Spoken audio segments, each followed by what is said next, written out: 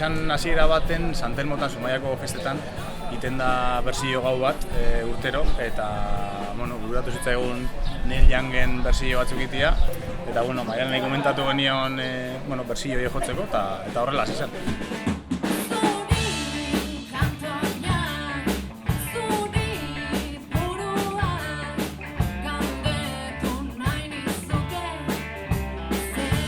Aurreko urtean, okerrezpanago, irailean, grabatu genuen. Bai, Zumaiko estudio baten, Jurgi Taboadakin behar lagunduta. Eta, hor guztikoain, kantuak egiten gabiltza, gure kantu propio, baina hain indik ez dakau berri, hor gabiltza.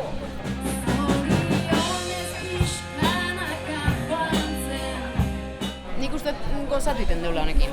Orduan, esan nahi, inungo momentuan ez dut uste gure intentzioa danikan zerbait gehiago lortzia, gozatziaz aparte eta kontzertu batzuk egitziaz aparte. Hobi moduan hartuta, baina seriotasun puntu batekin, baina bakoitzak bere rolloa aska aparte. Nik uste garrantzia ematen diola sorkuntzai, gustatzen zaigu.